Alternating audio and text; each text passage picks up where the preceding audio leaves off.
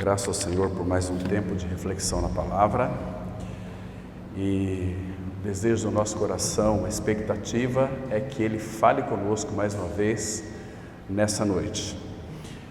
Irmãos, eu quero chamar a atenção de todos vocês para que o assunto que nós vamos tratar hoje, como todos os assuntos, eles são fundamentais.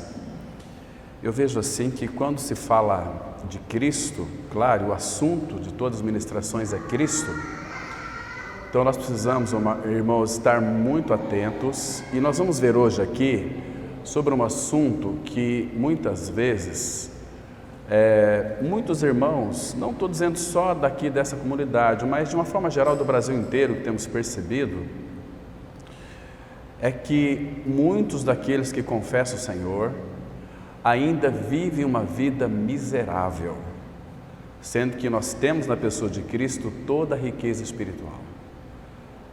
Então eu quero que vocês fiquem bem concentrados, bem atentos, para nós verificarmos aquilo que nós já temos em Cristo, porque Cristo é a nossa vida. Quando cremos no Senhor, Ele vem para dentro de nós, habitar em nós, e às vezes aquilo fica guardado dentro de nós. Nós temos um Cristo que fica bem lá escondidinho.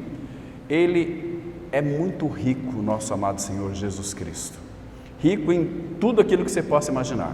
Então nós vamos hoje analisar de uma forma bem cuidadosa para extrairmos aquilo que nós já temos da pessoa de Cristo. Às vezes nós temos, está oculto, e nós precisamos de revelação para compreender isso.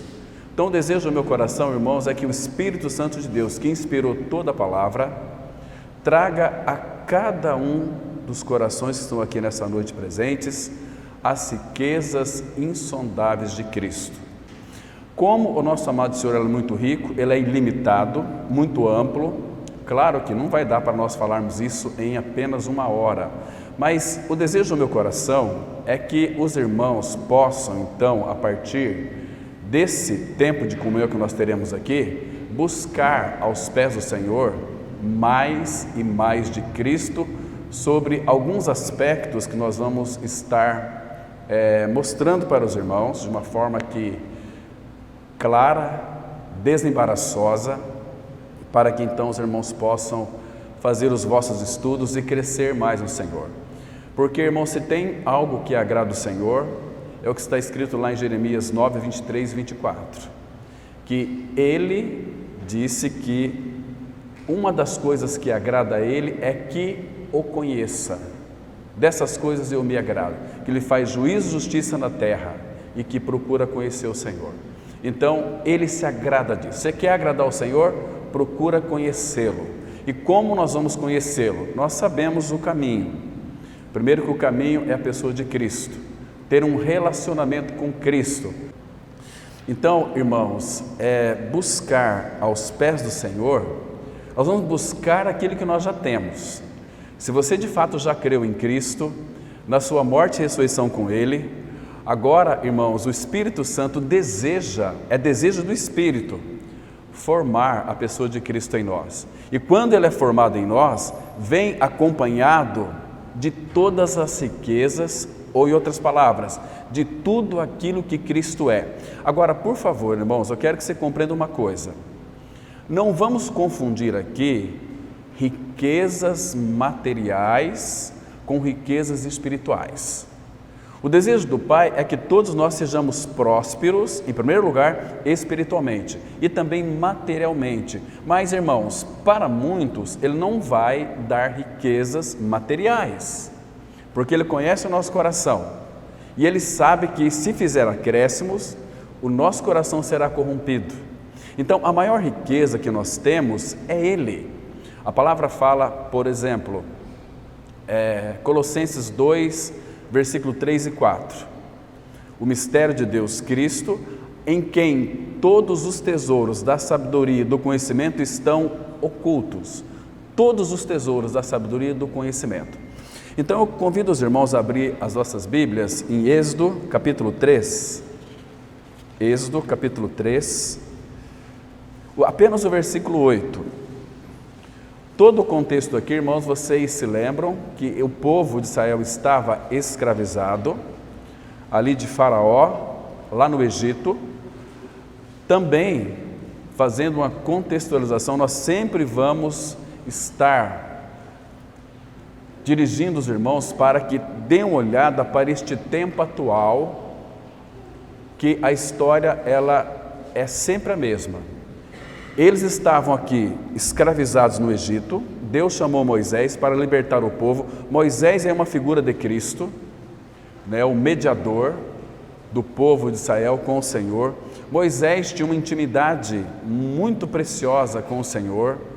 Ele ficava na sua tenda, o Senhor ia ter comunhão com ele ali naquela tenda de uma maneira fragmentada, não mostrando toda a sua glória, porque nenhum homem jamais viu a Deus e viveu.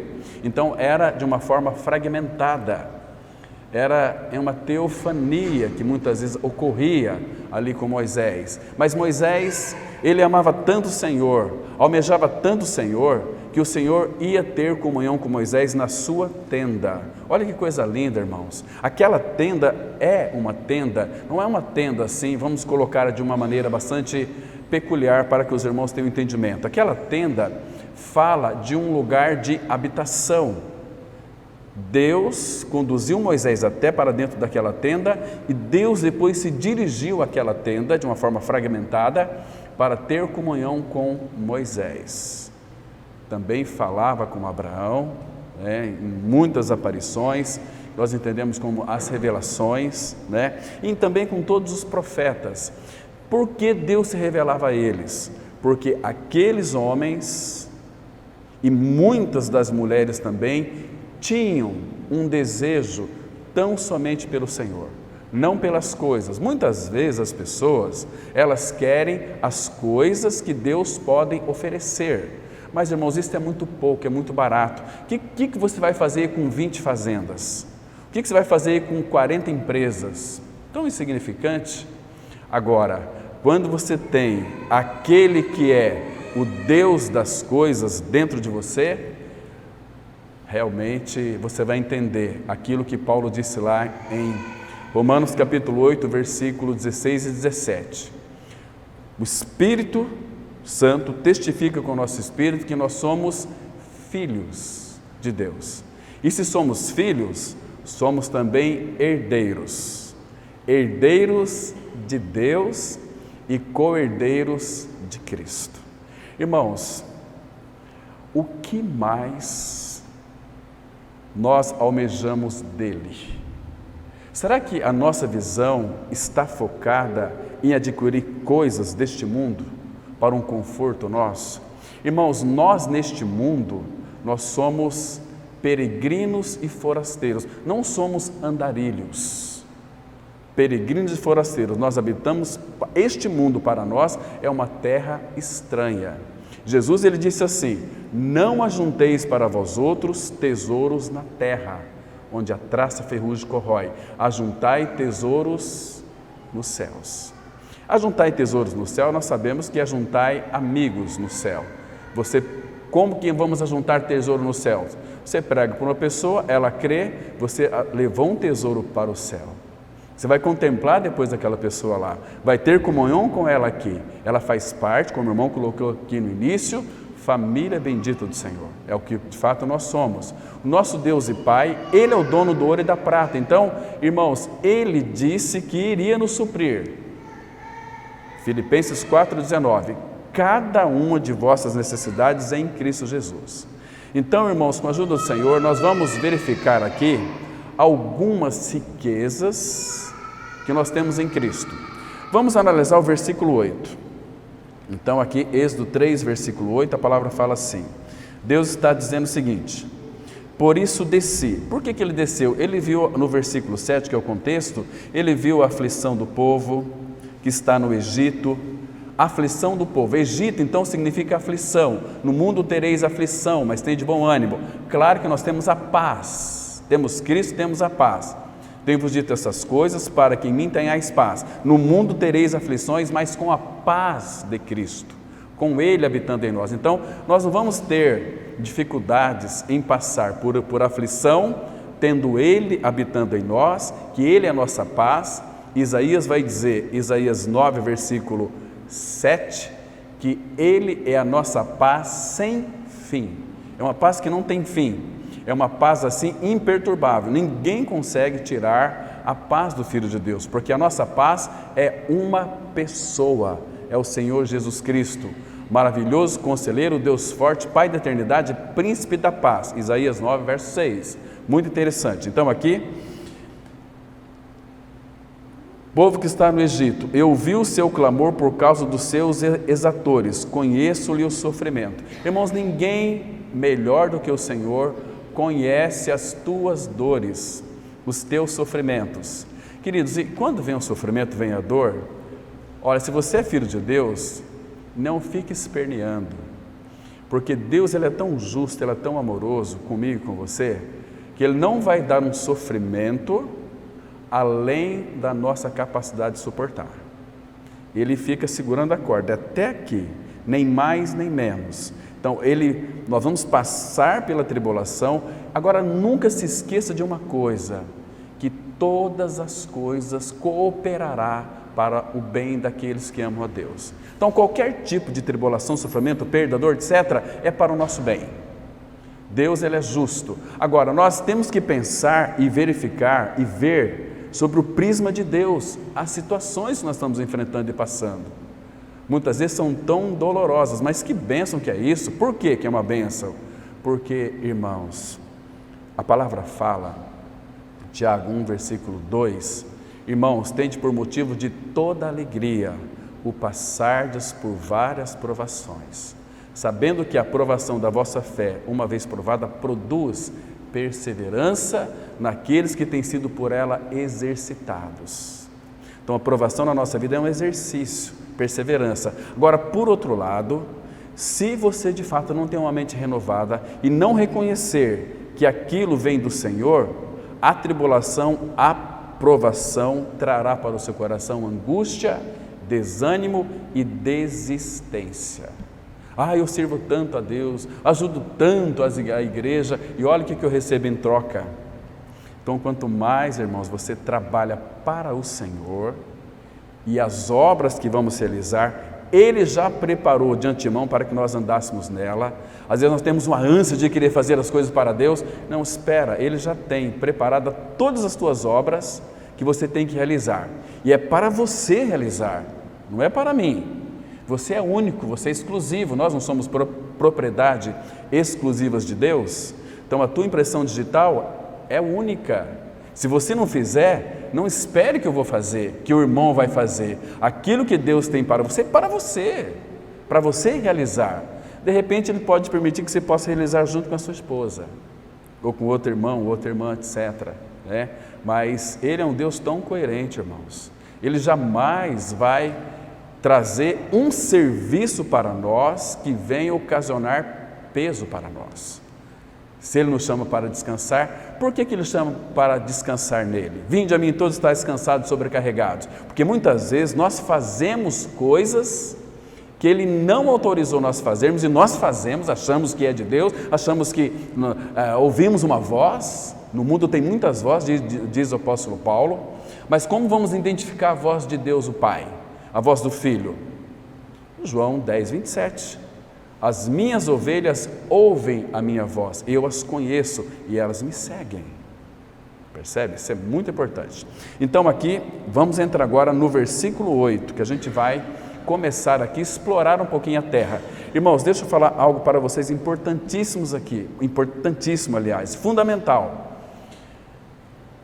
Terra de Canaã, que nós vamos falar dela aqui. O que é a terra de Canaã? A terra de Canaã, ela é uma figura de Cristo. E não apenas uma figura de Cristo. Presta atenção. Ela é a plenitude de Cristo. A terra de Canaã é uma terra plena igual ao nosso Senhor. Naquela terra para a qual Deus mandou o seu povo, é uma terra onde eles teriam ampla suficiência de todas as coisas. Não faltaria nada naquela terra. Depois nós vamos ver um texto aqui em Deuteronômio que vai mostrar exatamente isso. Mas diz assim o versículo 8: por isso desci a fim de livrá-lo. Olha aqui, isso aqui já está falando, é uma figura linda da encarnação de Cristo. Desci a fim de livrá-lo da mão dos egípcios e para fazê-los subir. Irmãos, presta atenção aqui. Quando fomos regenerados, nós somos tirados de uma realidade espiritual ou entidade espiritual de pecado, velho homem, e somos transportados para o reino do Filho do seu amor. Ou seja, Ele nos libertou do império das trevas e nos transportou para o reino do Filho do seu amor, onde temos a remissão, a redenção, pelo seu sangue, a remissão dos pecados. Então, isso é muito importante, irmãos. Aqui, olha como é que a Bíblia, ela é tão eficiente. Olha, livrá-lo da mão dos egípcios. Isso aqui fala, em primeiro lugar, da nossa regeneração, porque se nós não formos regenerados, não tem como nós entrarmos na terra. Este povo, se Deus não os livrasse das mãos dos egípcios, aquilo que Paulo fala em Gálatas 1,4, Ele nos desarraigou deste mundo, tirou nós pela raiz e fomos plantados em Cristo, Colossenses 2, verso 6, nele radicados. Ele tirou da terra do Egito, deste mundo, e fomos plantados em Cristo.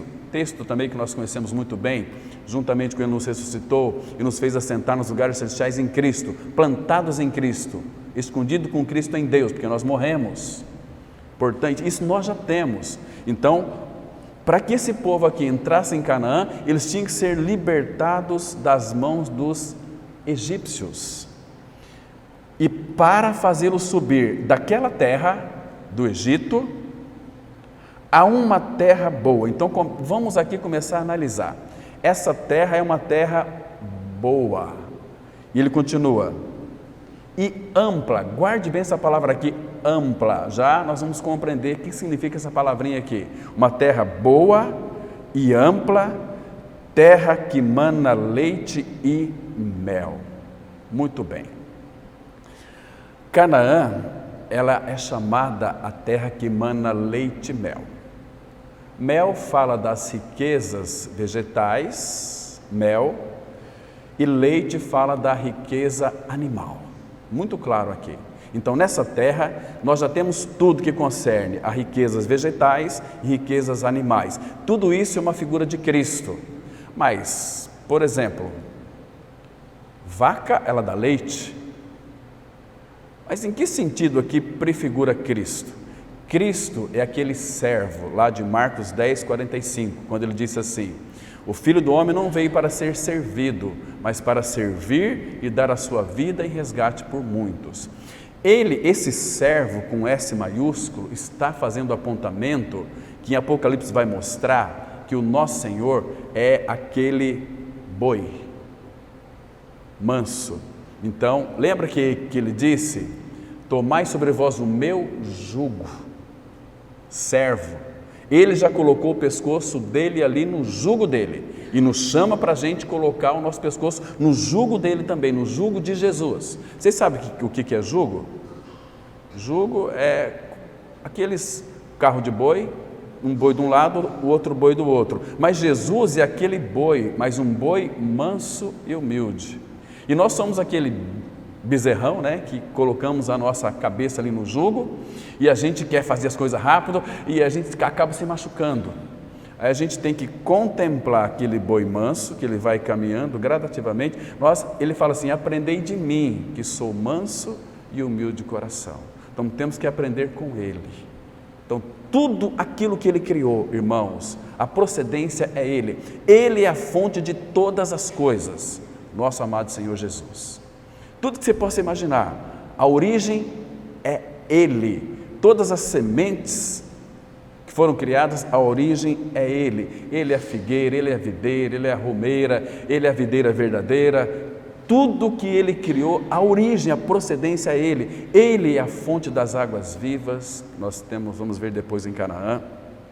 Então, queridos, a terra de Canaã, ela é a imagem do único e do suficiente Cristo, que é o nosso completo suprimento em cada situação em que nós estamos vivendo.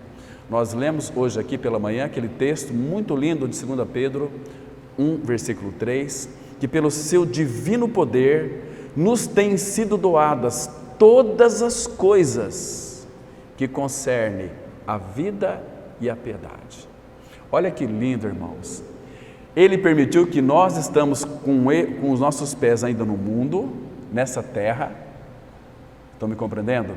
Mas Ele providenciou para cada um de nós, individualmente e coletivamente, todas as coisas que conduzem à vida e à piedade. Vida que conduz ao encontro com Ele, piedade à semelhança de Cristo. Por isso que neste mundo o Senhor ainda não nos tirou literalmente daqui, mas Ele vai vir nos buscar. Talvez aqui alguns estejam vivos ainda na volta de Cristo, talvez muitos já se foram, mas é uma questão de tempo, Então, irmãos, Ele vai vir nos buscar, mas Ele já nos supriu de tudo. Então Ele está nos aperfeiçoando nós neste mundo, Esse mundo é tão cruel, é tão terrível. Nós temos sofrido emocionalmente, irmãos. Você vê, por exemplo, você liga a televisão, jornais, é até aconselhável você não ler isso. Isaías capítulo 33 fala que uma das coisas que é bom para nós é não dar ouvidos a notícias más, os olhos para ver o mal. Então, isso vai afligir a nossa alma. E as notícias hoje são tão sensacionalistas que deixam nós totalmente extasiados. Então vai trazendo de alguma maneira um enfraquecimento emocional, e tem muitos que isso gera na pessoa, em muitas pessoas, um cansaço emocional. Então elas não têm, de repente, nenhuma iniciativa para ler a palavra. Então elas estão retrocedendo, porque na vida cristã não tem retrocesso. Ou seja, não tem estagnação, ou você está avançando ou você está retrocedendo. Hebreus 10 diz assim: nós não somos aqueles que retrocedem, mas daqueles que avançam, olhando para o nosso amado Senhor. Então aqui, irmãos, muito interessante. Canaã representa o que Paulo falou lá em Efésios 3:8, o Evangelho das insondáveis riquezas de Cristo. Interessante que, de uma outra forma também, ele diz lá em Efésios 1, versículo 3: bendito Deus e Pai de nosso Senhor Jesus Cristo, o qual nos abençoou com toda sorte de bênção espiritual nas regiões celestiais em Cristo Jesus. Irmãos, o que mais falta para mim e para você? Então nós já temos tudo. Se você parar para pensar, meditar em 1 Coríntios 1, de 4 a 7, você vai descobrir ali que Ele já colocou em nossa conta todos os dons, todas as riquezas, não falta nada para nós. Então nós precisamos conhecer o Senhor pela palavra. Não podemos ser negligentes, indolentes, sonolentos. Paulo fala, é hora de despertar do sono espiritual. Por que ele disse isso? Porque no nosso contexto, irmãos, há muitos irmãos dormindo espiritualmente, vivendo uma vida pelos seus próprios interesses e não pelo interesse do rei. Jesus, aos 12 anos, quando ele foi adorar em Jerusalém junto com seus pais e todo aquele povo, eles voltaram, mas ele ficou ali na sinagoga ouvindo e fazendo indagações com os doutores da lei. Os pais voltaram e disseram: filho, ficamos preocupados com você. Qual foi a resposta dele? Vocês não sabiam que me importava estar na casa de meu pai para cuidar dos seus negócios? Quais são os negócios do pai, irmão? Vidas. Ele veio para que nós tivéssemos vida, e vida em abundância. A abundância ali é eterna, não para nos dar uma vida que acaba na sepultura. Entende, irmãos? Domingo que vem nós vamos, com a ajuda do Senhor, estar tratando da importância da evangelização e mostrar o que é literalmente uma pessoa espiritualmente morta. Entende? Então aqui, essa terra, irmãos, é uma terra muito ampla. Então nós vamos analisar aqui, pela a Escritura, a substância dessa terra. Lembre-se, guarde aí na cachola. Canaã é uma figura de Cristo e da sua plenitude. É algo que completo, porque Cristo é completo. Paulo fala assim em Colossenses, que nele vós estáis completos, perfeitos em Cristo. Não há outra forma de estarmos completos em Cristo. Agora, como nós dissemos hoje pela manhã, Se de fato nós almejamos um crescimento no Senhor, irmãos, temos que deixar Ele agir e atuar em nós. Irmãos, é tão fácil citar aquele texto de Gálatas 2:20, estou crucificado com Cristo, vivo não mais eu, mas Cristo vive em mim, mas e na prática nós vivemos essa realidade? Não mais eu, mas é Cristo. Hoje pela manhã eu já tive uma experiência terrível, onde Ele me deu uma oportunidade tão rica para expressar Cristo, e o que foi expresso foi a minha vontade, não a vontade dele.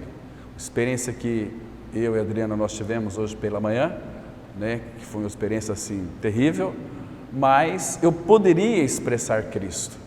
Tantas oportunidades, então eu expressei a mim mesmo, achando que sou uma pessoa muito inteligente, muito sábia. Nada disso. Quando eu olhei para o Senhor, fiquei tremendamente envergonhado. Então, Senhor, vá mais fundo em mim, operas a cruz em mim. E dissemos hoje pela manhã, irmãos, que para termos a manifestação da vida de Cristo, em primeiro lugar, você tem que ter uma consciência e não demova isso da sua mente.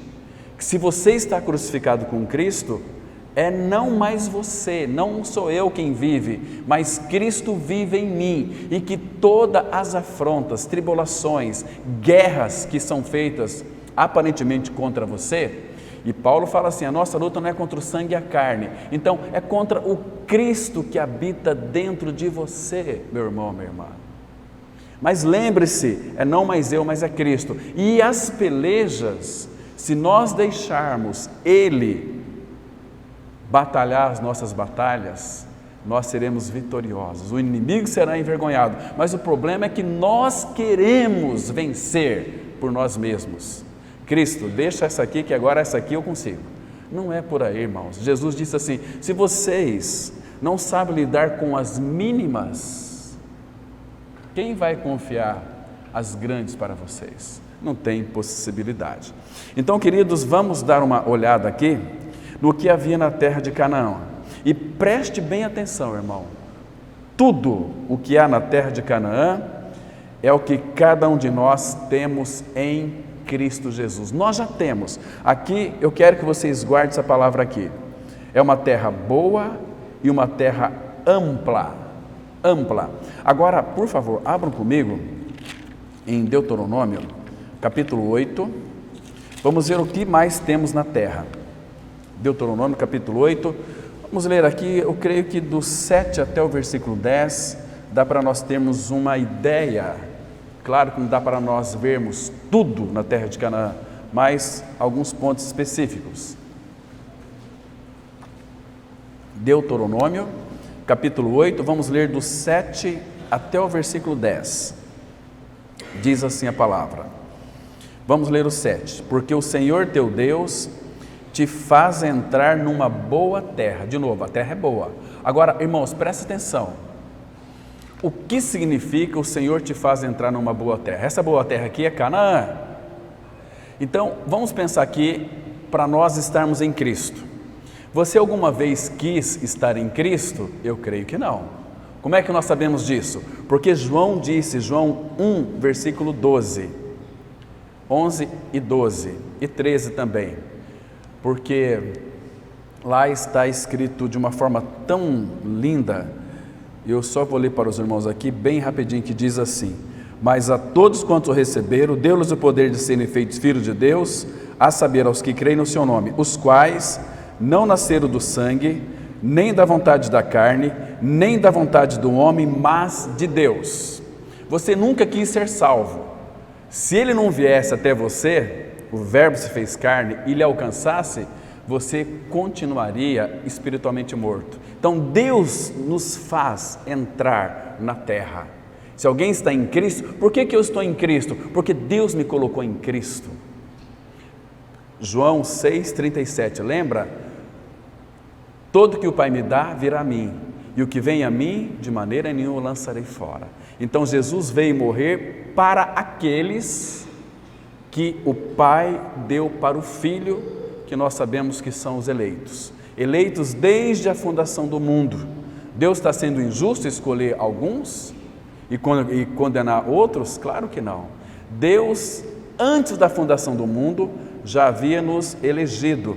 Deus, antes da fundação do mundo, já sabia que aqueles que não foram eleitos, que eles nunca iriam crer. E, irmãos, a gente percebe, conversamos com muitas pessoas e falamos de Cristo para elas, a importância do novo nascimento. Para com isso, você está muito santarrão, você é um fanático. Misericórdia. E Tito vai dizer o seguinte: ao perverso, exorta ele uma vez, duas vezes, e depois não fique correndo atrás não, que ele está totalmente em perversão e vai se perder espiritualmente, eternamente, aliás, né? Então aqui, irmãos, porque o Senhor teu Deus te faz entrar numa boa terra. Não é uma terra qualquer, irmão, é uma boa terra. Se é uma boa terra, é em Cristo. Terra de Canaã, figura de Cristo. E o que mais aqui? Terra de ribeiros de águas. Irmão, eu queria ter tempo para analisar cada item da terra de Canaã. Ribeiros de águas, olha só aqui, de fontes, de mananciais profundos que saem dos vales e das montanhas, terra de trigo e cevada, de vides, figueiras, romeiras, terra de oliveiras, de azeite e mel, terra em que comereis o pão sem escassez, nada te faltará nela, terra cujas pedras são ferro e de cujos montes cavarás o cobre, comerás e te fartarás e louvarás o Senhor teu Deus pela boa terra que te deu. Então vamos aqui analisar cada detalhe dessa terra, irmãos, que tudo aqui fala da pessoa de Cristo. Quão maravilhoso é o nosso Senhor. Irmãos, a gente tem que se encantar com o Senhor, porque essas riquezas nós já temos em Cristo, mas muitos não sabem que tem, por isso vivem uma vida de miseráveis espirituais, não tem uma qualidade de vida adequada neste mundo com o Senhor. Percebe? Como que, se nós analisarmos todas as riquezas que há na pessoa de Cristo, não há lugar para murmuração na nossa vida, irmão. A murmuração, ela sai do mais profundo subsolo dos infernos para as almas azedas, que solta aquela baba, aquele azedume. Irmãos, como é difícil você conviver com uma pessoa que só murmura, só reclama, só é negativista, não tem perspectiva nenhuma.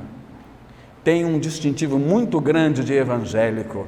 Eu sou crente e de tal igreja. Então vamos falar de Cristo. Não, a nossa igreja tem uma doutrina, mas que igreja é essa que tem uma doutrina diferente da palavra de Deus? Então não é a igreja de Cristo, porque nós temos uma doutrina, nós temos um ensino que é o próprio Senhor. Ele é o nosso ensino, Ele é a nossa doutrina. E essa doutrina, irmãos, ela não é para determinada igreja, uma doutrina, e a outra igreja tem outra doutrina. Isso não existe na Bíblia. Todas as doutrinas, Isaías 23 vai mostrar que são doutrinas que maquinalmente aprendeu de homens. Essas doutrinas nos machucam, nos ferem. É uma maneira de tornar nós mais especiais. Qual é a sua doutrina, irmão? Cristo. Nele temos todos os ensinamentos. Você quer aprender uma doutrina?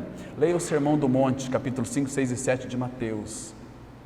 Muito interessante ali. Então, vamos analisar aqui, irmãos, cada uma dessas riquezas que temos em Cristo. Aqui, lá em Êxodo 3:8, fala que a terra é uma terra ampla.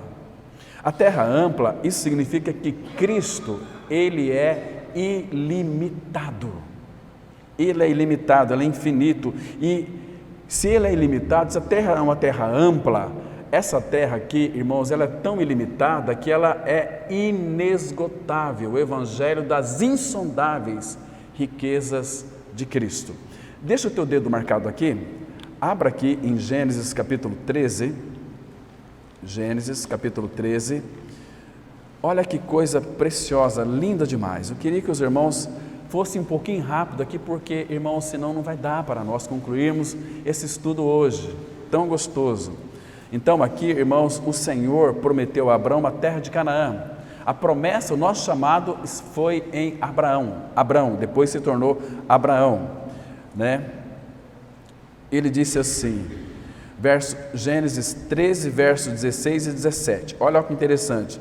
Farei a tua descendência como o pó da terra, de maneira que se alguém puder contar o pó da terra, então se contará também a tua descendência. Agora, olha o que Deus diz para Abraão: levanta-te, percorre essa terra, Canaã, no seu comprimento e na sua largura, porque eu te darei. Isso fala Deus dando terra de Canaã. Paulo vai interpretar em Efésios 2,8, pela graça sois salvos, mediante a fé. Isso não vem de vós, é dom de Deus, não vem das obras, para que ninguém se glorie.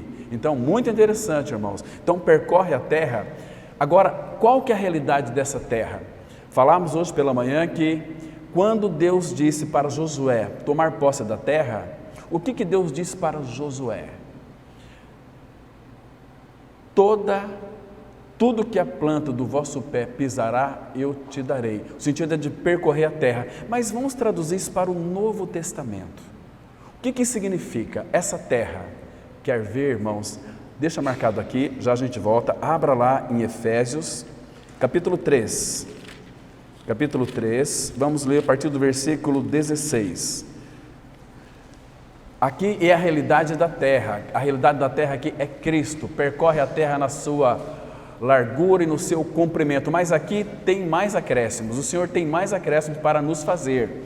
Então ele diz assim, Efésios 3, verso 16, para que, segundo a riqueza da sua glória, vos conceda, irmãos, está vendo aqui, ele sempre concedendo para nós, vos conceda, que sejais fortalecidos com poder. O nosso fortalecimento não é um fortalecimento de alimento qualquer, é de um alimento dado pelo Espírito. Ele é o poder. Sejais fortalecidos com poder, mediante o seu Espírito no homem interior, e assim habite Cristo no vosso coração pela fé, estando vós, não particularmente, mas aqui coletivamente, estando vós arraigados. O que é arraigados? Enraizados e alicerçados em amor. Quando existir isso em nós, irmãos, estivermos alicerçados e enraizados em amor, olha a finalidade, verso 18, a fim de poderdes compreender com todos os santos, aí a terra, lembra? Qual é a largura e o comprimento e a altura e a profundidade, e conhecer o amor de Cristo que excede todo entendimento, para que sejais tomados de toda a plenitude de Deus. Então o desejo do nosso Pai para nós é que nós nos apossamos de Cristo e sejamos cheios de Cristo, irmãos, não de religião, não de regras, não de mandamentos de homens, não de fazer propósitos com Deus. Meu Deus do céu, o que é isso? Que loucura é essa? Tantos crentes nesses, temos que fazer um propósito com Deus. Que propósito tem que fazer com Deus, irmão? Quem é você? Quem sou eu para isto? Nós não conseguimos cumprir nada. Então Ele fez uma aliança conosco, uma aliança eterna, e Deus quis que essa aliança fosse de uma forma afiançada, fosse uma aliança que jamais poderia corromper.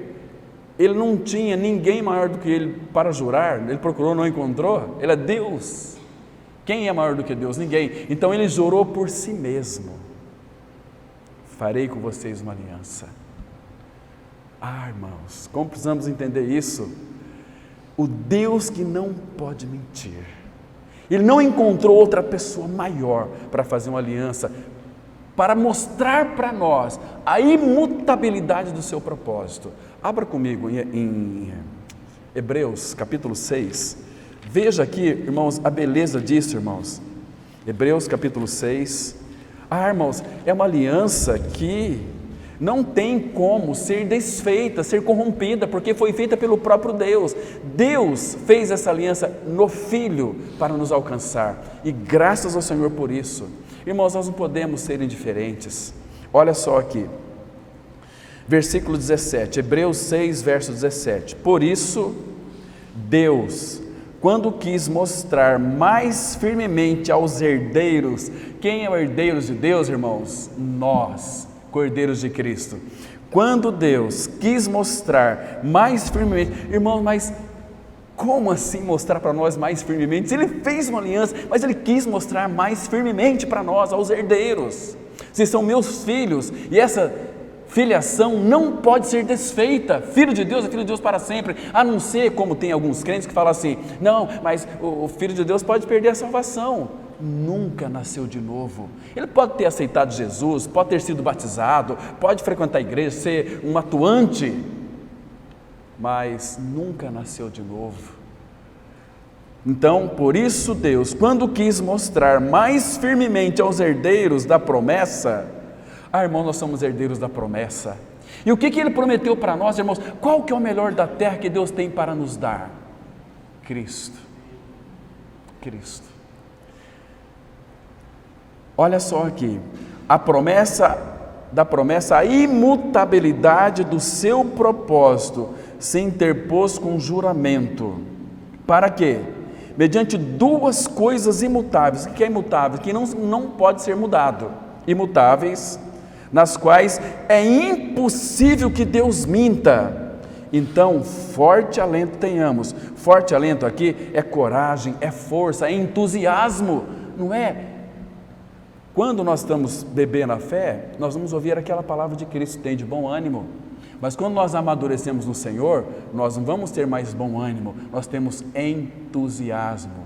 Porque entusiasmo é dentro, teos, de teologia, entusiasmo. Entusiasmo, onde é que eu vou ter entusiasmo? Nele, nunca fora dele. Agora, se Jesus não te empolga, meu irmão, avalie a tua salvação. É tempo de você despertar do sono.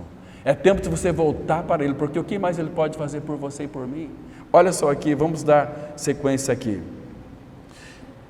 Forte alento tenhamos nós que já corremos para o refúgio, a fim de lançar mão da esperança proposta, a qual temos, eu gosto dessa expressão temos, não é que vai ter, nós temos. Temos o quê? Por âncora da alma, segura e firme, que penetra além do véu. Olha como é que Deus trabalha com opostos. Olha como é que Deus ele trabalha com, como é que chama aqui na palavra opostos? Paradoxos. Paradoxos. Aqui, irmãos, tem um irmão do passado, Lawrence, ele disse assim, referindo-se, fazendo um comentário sobre esse texto aqui, muito interessante. No natural, quando o navio para num porto, ele lança sua âncora e o navio fica atracado ali. Então, quando o navio vai embora, a âncora é puxada para o navio e o navio vai embora. Mas aqui, Cristo é a âncora da alma, que penetra além do véu. Então, Cristo é a âncora que entrou além do véu. Nós somos o navio. Agora, não é o navio que vai puxar a âncora, é a âncora, que é Cristo, que penetrou além do véu, que vai puxar o navio para lá. Isso é maravilhoso. Que coisa linda aqui. Então, no qual temos por âncora da alma, seguro e firme, e que penetra além do véu, onde Jesus, aqui falou Jesus, o que significa? Isso que é muito importante para nós, irmãos. Jesus fala aqui, homem, porque à destra do trono do Pai, no trono de Deus, está assentado um homem, à destra do Pai. Aliás, à destra do trono de Deus tem um homem assentado, que é 100% homem, 100% Deus. E vocês entendem porque Jesus se fez carne? Você entende, irmão? Porque Ele era Deus de Deus, não teve como usurpação ser igual a Deus. Quando Ele se fez carne, Ele habitou entre nós. Então, Ele se fez carne, homem, servo, e depois Ele nos levou para a glória. Podemos desfrutar isso pela fé. Colossenses 3,3, vocês morreram e a vossa vida está oculta com Cristo em Deus. Então, Ele levou a minha, porque Ele se fez homem, Ele foi para a glória, para a presença direta de Deus. E nós estamos em Cristo. Então, a nossa humanidade foi levada para uma relação com a Trindade. Vocês entendem que nós vamos receber um corpo de carne e osso mais glorificado? E vamos contemplar uns aos outros também. E o que vai ter no nosso nome? Como é que nós sabemos que nós vamos ter lá um corpo. Ah, nós vamos para o céu espiritualmente. Não, irmão. Lá literalmente você vai ter carne e osso, igual do nosso Senhor. Ah, mas conversando com uma pessoa algum tempo atrás, disse: eu não creio, nós vamos lá ser parecido com anjos assim, etc. Até posso crer nisso, mas irmão, nós literalmente vamos poder ver uns aos outros. Ah, mas eu não acredito. Não acredita? Abra, por favor, lá em Apocalipse, capítulo 22.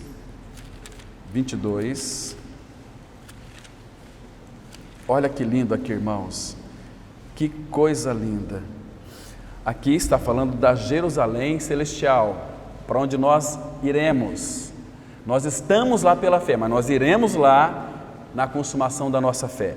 Olha aqui o versículo 3 e 4. Nunca mais haverá qualquer maldição. Nela, na Jerusalém celestial, estará o trono de Deus e do Cordeiro. Os seus servos o servirão. Então, nós servimos ele aqui e vamos servi-lo lá também. E agora, veja aqui o versículo 4, irmãos, que coisa linda. Isso aqui vai ser real. Nós vamos poder contemplar o Senhor. Contemplarão a sua face e na sua fronte está o nome dele. Então, nós vamos poder contemplar uns nos outros o nome dele na nossa fronte. Fronte aqui, ó. Então, como que nós não vamos ter corpos? Mas é corpos glorificados, como diz lá Paulo em Efésios 3, versículo 20, né? Que a nossa pátria está nos céus, de onde aguardamos nosso Senhor Jesus Cristo, o qual transformará o nosso corpo de humilhação para ser conforme o corpo da sua glória. Agora, como Jesus ressuscitou? Carne e osso. E ele foi glorificado, mas nós também receberemos um corpo glorificado. Essa carcaça aí que está revestindo a sua alma e seu espírito aí, ela vai para o cemitério, vai virar poeira, vai virar pó, mas você vai receber um corpo semelhante ao corpo da sua glória, um corpo glorificado, que não vai sofrer mais corrupção, não vai mais envelhecer, não vai ter mais ruga, não vai ter mais dor, você não vai ter mais necessidade, você não vai ter luto, não vai ter... Olha só, abram por favor em Isaías, capítulo 60, versículo 19 e 20, para você ter uma ideia mais ou menos como é que vai ser lá na glória, irmão. E nós temos que voltar aqui para Canaã. Diz assim a palavra, Isaías 60, versículo 19. Olha que promessa maravilhosa. Diz assim, aqui todo o contexto está falando da glória da nova Jerusalém celestial. Olha o verso 19. Nunca mais te servirá o sol para a luz do dia, nem com o seu resplendor a lua te iluminará, mas o Senhor será a tua luz perpétua e o teu Deus a tua glória. Irmão, presta atenção, aprecia isso. Isso é para mim e para você, para o povo dele. Agora, olha o versículo 20. Nunca mais, de novo, o Espírito gosta dessa palavra. Falou no versículo 19, agora aqui ele repete no versículo 20. Nunca mais se porá o teu sol. Por que não vai se pôr mais o nosso sol? Porque Cristo é o sol da justiça e nós vamos contemplar a face dele. Nunca mais se porá o teu sol, nem a tua lua minguará, porque nós somos a lua, o sol brilhando de nós, nunca mais vai minguar a nossa lua. Falando aqui da igreja, porque a luz, vamos contemplar, ele vai ser a nossa luz ali, porque o Senhor será a tua luz perpétua e os dias do teu luto findarão. Ei, irmãos, que coisa maravilhosa. Irmãos, que mais ele precisa fazer por nós, irmãos? Que mais ele precisa fazer por nós? Nosso Senhor, ele é precioso demais. Então, queridos, a nossa terra, ela é ampla, fala da sua amplitude, de um Cristo ilimitado, de riquezas inesgotáveis. E o que mais tinha lá na terra? A palavra fala que a terra era boa, lembra? Essa terra boa aqui, isso fala da encarnação, da bondade que o nosso Cristo, ele fez por cada um de nós. fala do prazer e a excelência, né? Nós sabemos que o fruto do Espírito é benignidade, também é bondade. Então, a terra é boa. Agora, irmãos, eu e você, nós nascemos ruins. Nós não somos gente que presta, não. Se você tem um conceito aí de que você é uma pessoa boa, talvez você seja o pior que já existiu na face da terra. Porque o que às vezes atrapalha muitas pessoas chegar a Cristo é a sua bondade. Eu não fumo, eu não mato, eu não roubo. É a pior que tem. Jesus não veio buscar gente boa, veio buscar gente que não presta. E Ele colocou Ele dentro de nós. Lembra quando aquele jovem rico disse para o Senhor: bom mestre, que farei para herdar a vida eterna? Por que me chamas bom? Bom só tem um. Se bom só tem um, por que você acha que você é tão bom? Agora, quando nós nascemos de novo, nós morremos para o pecado e para toda a porcaria que é nós e nascemos para Ele. Cristo é a nossa vida. Agora, nós vamos ser bons com a bondade dEle. Deus é bom e a sua fidelidade dura para sempre. Então, Ele me torna uma pessoa boa. Se vocês lerem Êxodo capítulo 3, versículo 18, Moisés fez aquela linda oração para o Senhor: Senhor, mostra-me a tua glória. E sabe como é que Deus respondeu no versículo 19 de Êxodo 33? Farei passar diante de você toda a minha bondade. E Moisés então pôde contemplar toda a bondade do nosso amado Senhor. E, queridos, isso é nosso. Nós já temos isto em Cristo Jesus. E o que mais fala da terra? Nós vemos ali água. Água. Então, Cristo, o que Cristo é para nós, irmãos? Ele é o rio. Cristo, Ele é a fonte das águas vivas. Eu estava vendo uma nascente, uma mina, fui numa fazenda e comecei a contemplar aquela mina, falei: meu Deus, como que surge a água? Como é que ela começa a brotar? De onde que brotou? Como que ela fica ali fluindo incessantemente e forma os rios? Ele é a fonte de todas as águas.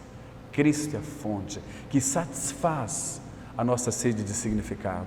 Fora de Cristo nós não temos nenhuma satisfação, irmão. Por isso que o mundo busca satisfação no sexo, na droga, nas belezas, nas vaidades. E o pregador vai dizer o seguinte, que tudo é vaidade, correr atrás do vento. Para de correr atrás daquilo que é vento, que é bolha de sabão. Corra para os braços dele.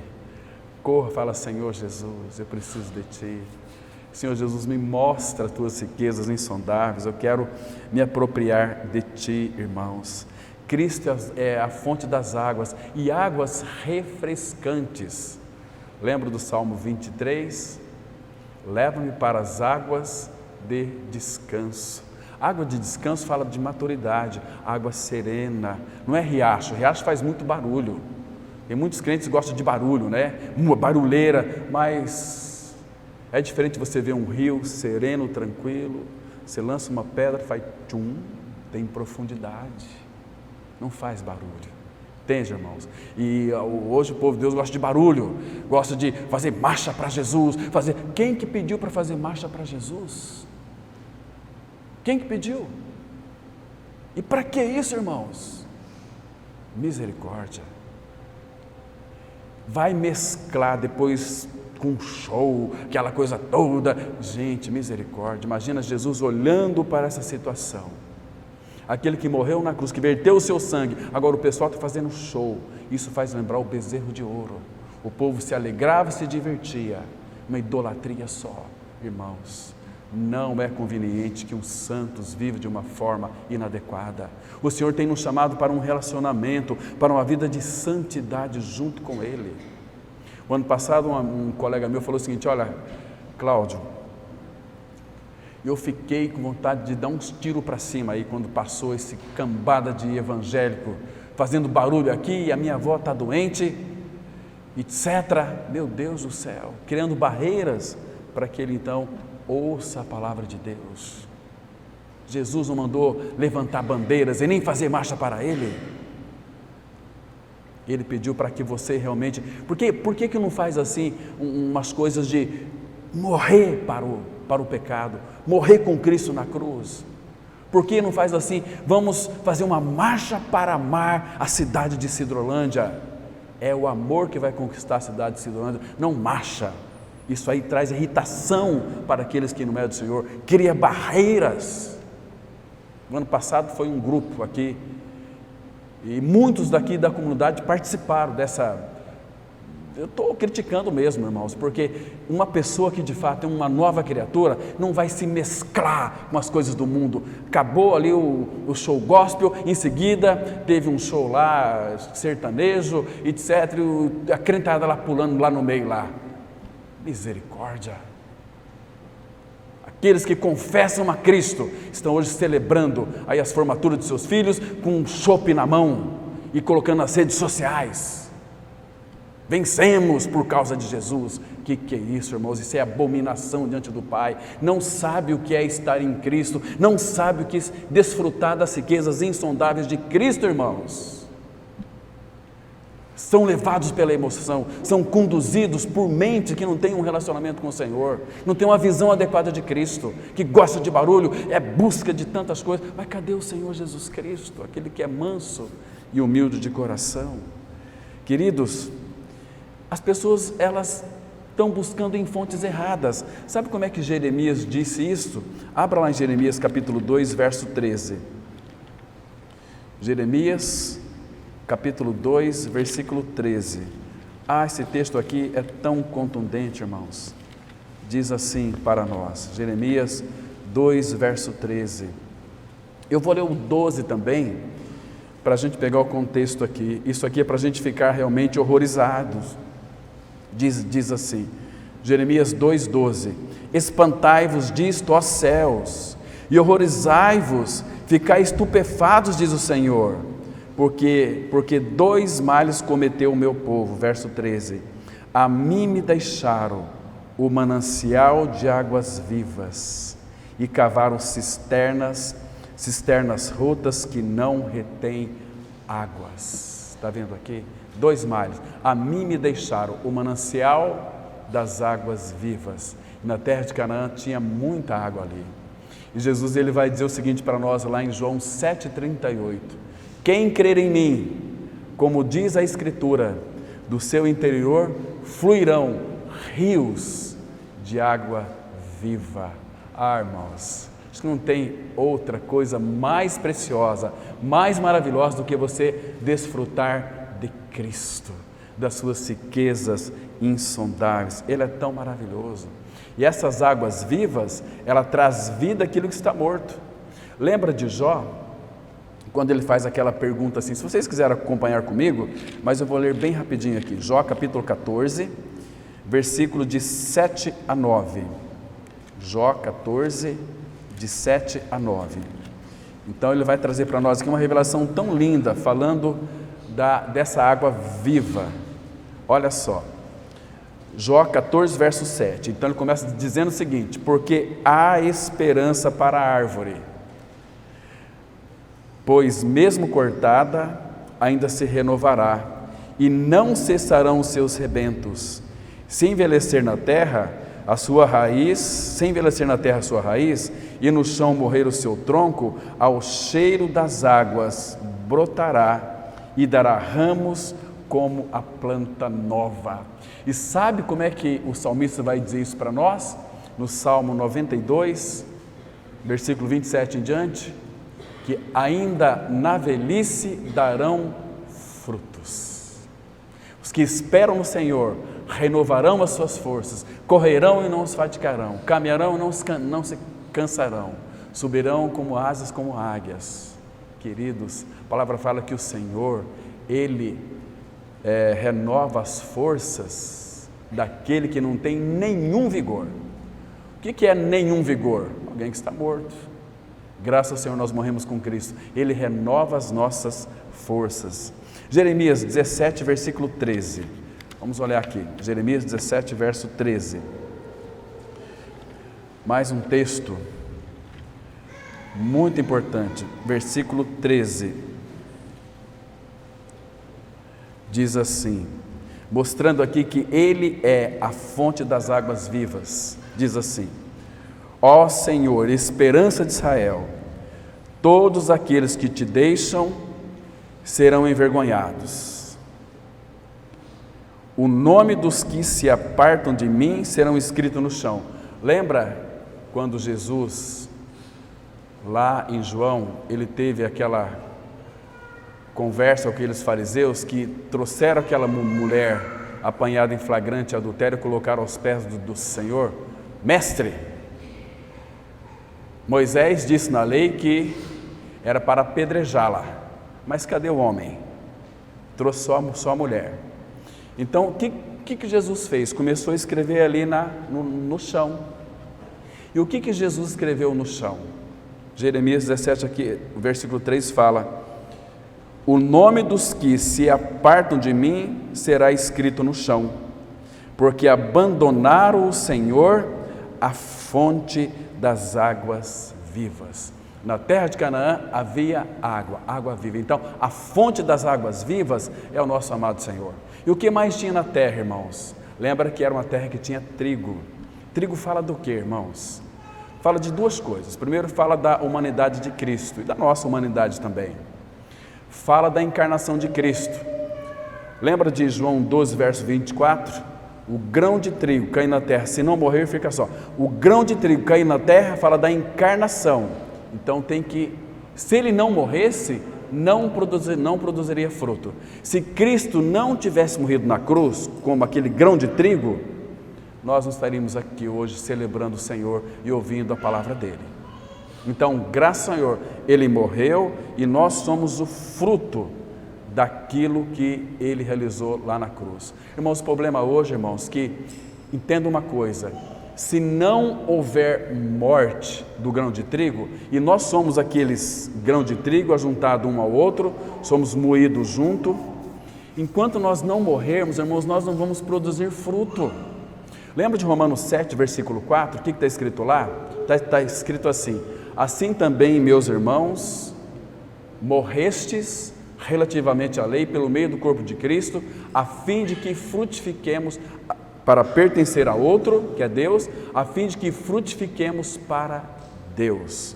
Morremos com Cristo, ressuscitamos com Cristo. A vontade dele, João 15, 4 e 5, é que nós demos muitos frutos, mas para isso o grão de trigo tem que morrer. O que tinha mais lá na terra de Canaã? Não dá para ver mais detalhes, irmãos, mas figo. Lembra da figueira? Jesus, ele tem um trato tão especial com ela. Figo fala da doçura de Cristo.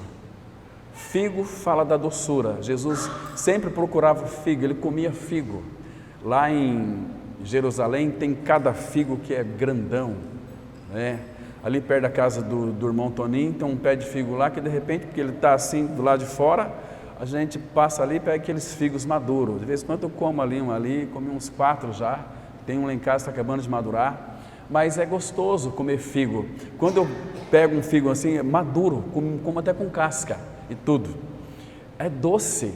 Então, fala da doçura. Então, se Cristo, ele é para nós a nossa doçura, irmãos. Tem um texto muito interessante, abra em Juízes, estou me lembrando aqui agora. Juízes, capítulo 9, versículo 10 e 11. Para mostrar isso aqui, que Jesus...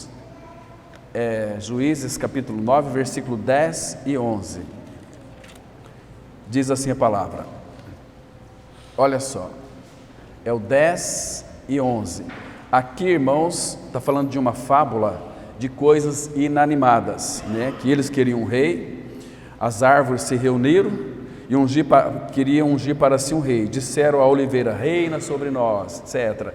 Mas chegaram aqui na videira. Diz assim o verso 12, Juízes 9, 12. Então disseram as árvores à videira, vem tu e reina sobre nós. Porém a videira lhes respondeu, deixaria eu... 10 e 11, o 10, eu li aqui errado, é o versículo 10 e 11, diz assim, porém a oliveira lhe respondeu, não é aqui. Irmãos, me ajuda a achar aqui a figueira, está por aqui. É o 11? Exatamente. Porém a figueira lhes respondeu: deixarei eu a minha doçura, o meu bom fruto iria pairar sobre as árvores? Claro que não, irmãos. Ela tem um compromisso. Então Cristo é para mim e para você a nossa doçura. Doçura no falar. O falar dele é muito doce, diz lá em Cântico. Irmãos, o nosso falar tem sido um falar adocicado? Ou não? Ou somos ríspidos? Quando Cristo se manifesta através de nós, o nosso falar é um falar muito doce. Então tudo isso nós já temos em Cristo, temos que ter a manifestação dele. Mas irmãos, eu vou pular aqui pelo menos uns 4 frutos, eu vou encerrar com a romã. A romã fala do quê? Esse fruto fala que Cristo é a nossa beleza quando tudo parece feio. A romã, vocês sabiam disso ou não? Romã fala da beleza de Cristo. Abra lá em Cântico, capítulo 4, versículo 3, e nós vamos já encerrar já. Cântico, capítulo 4, verso 3. Cântico 4, versículo 3. Veja aqui, irmãos, aqui é Cristo falando da sua esposa, que é a igreja. Ele diz assim, Cântico 4, verso 3, diz assim, aqui é ele falando para nós, a sua igreja: os teus lábios são como um fio de escarlata, a tua boca é formosa, as tuas faces como romã partida, brilham através do véu. Irmãos, Cristo, ele contempla a igreja, ele vê ela formosa, vê uma igreja muito bonita, se assemelha àquilo que nós já temos lá na terra de Canaã. Capítulo 6, verso 7, olha que lindo aqui, 6, verso 7. Aqui de novo é o esposo falando para nós, a sua igreja. Ele chega assim, diz no versículo 7 do capítulo 6, as tuas faces como romã partida, brilham através do véu. E o capítulo 7, versículo 12, de novo aqui, agora é a esposa falando dele. Olha só o versículo 12: levantemo-nos cedo de manhã para ir às vinhas, vejamos se floresce as vides e se abre a flor, se já brotaram as romeiras, dar-te-ei ali o meu amor. Está vendo, irmãos? Porque ele nos faz belo. A palavra fala de uma forma tão maravilhosa para nós, no Salmo 45, versículo 2, falando do nosso Senhor: tu és o mais formoso entre todos os homens, e nos teus lábios se extravasaram a graça. Irmãos, leiam Deuteronômio, Êxodo, o Pentateuco, procurem descobrir as riquezas da terra, e é tudo aquilo que nós já temos na pessoa de Cristo Jesus. E peça ao Senhor, porque se já foi dado, não pede para Ele te dar. Se você já tem em Cristo, você já tem isso. Peça para Ele revelar as riquezas insondáveis que nós já temos nele, que você já tem nele, e Ele vai te revelar. Você vai se encantar com o Senhor. O teu relacionamento com Ele vai mudar da água para o vinho. Será mais consistente, você vai se sentir muito seguro e Ele sempre vai te surpreender. Amém. Vamos ter uma palavra de oração. Pai Santo, somos gratos ao Senhor por tudo aquilo que Cristo é e fez por nós. Obrigado porque Ele nos deu a terra, a pessoa de Cristo e a sua plenitude. Então, Pai, nos leve para aquele que é perfeito, para que nele nós sejamos aperfeiçoados e possamos desfrutar de todas as riquezas insondáveis que há nessa pessoa. Abre o nosso entendimento, nos dê visão espiritual, Pai, para compreendermos aquilo que Cristo é e aquilo que Cristo fez e aquilo que nós temos nele em realidade espiritual. Muito obrigado por esse tempo e frutifique a Tua palavra, Pai, e é em Cristo Jesus que nós oramos. Amém.